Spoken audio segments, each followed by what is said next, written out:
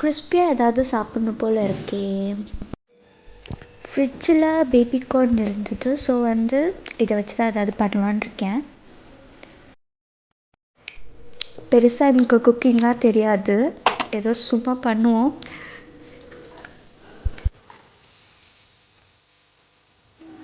சால்ட்டும் டர்மரிக்கும் போட்டு அதை பாயில் பண்ணி எடுத்து வச்சுக்கலாம். ஒரு 10 minutes பாயில் பண்ணிக்கலாம்.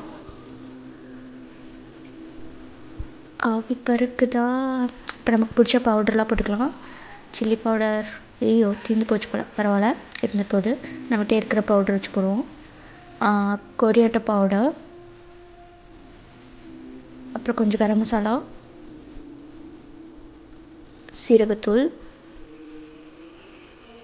அப்புறம் இதுவானா ஃபிஷ் ஃப்ரை பவுடர் போட்டுக்கலாம்.